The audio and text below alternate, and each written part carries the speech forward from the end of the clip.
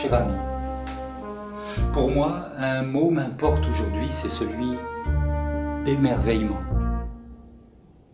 C'est cette capacité à voir les gens et les choses comme si vous les voyiez pour la première fois.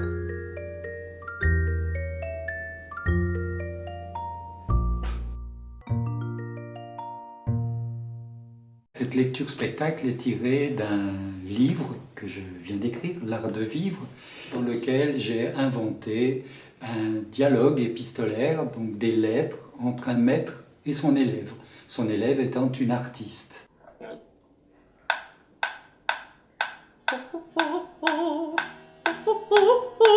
C'est un peu un livre lancé comme une bouée dans notre époque, qui est parfois désorientée.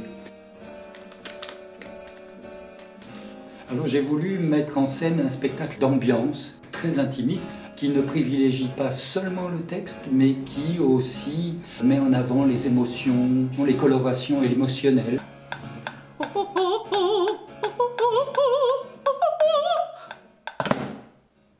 J'aborde tous les thèmes chers à notre époque, qui peuvent aller du désenchantement jusqu'à l'émerveillement. 1, 2, 1, test. Si vous ne créez pas en vous un témoin, un médiateur, qui observe ses pensées, les regards, c'est un chemin que je propose à la croisée de la psychologie, de la philosophie et de la spiritualité. Et vous resterez le jouet du chien et non le maître. J'écris essentiellement pour aider. Et donc si une phrase de ce livre peut aider une personne dans son chemin et dans son quotidien, j'ai gagné mon pari. Ce que je cherche, c'est que le spectateur puisse entrer dans le spectacle afin qu'à la fin du spectacle, il puisse y avoir un débat autour de ces thèmes. Dessiner des spirales en partant du centre, du noyau, et rayonner, madame.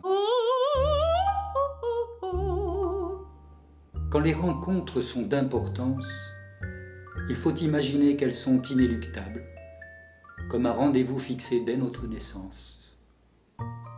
Croyez-vous vraiment, madame, qu'il vous manque quelque chose pour créer, comme vous me l'écrivez? Mais tout est déjà là, tout est déjà semé.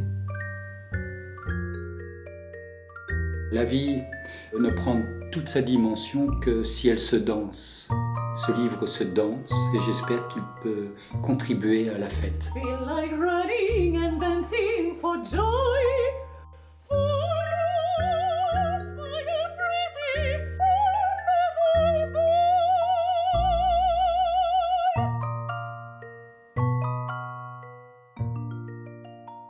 Je ne peux pas assurer que j'ai les bonnes réponses sur tout, mais je crois en tout cas avoir les bonnes questions.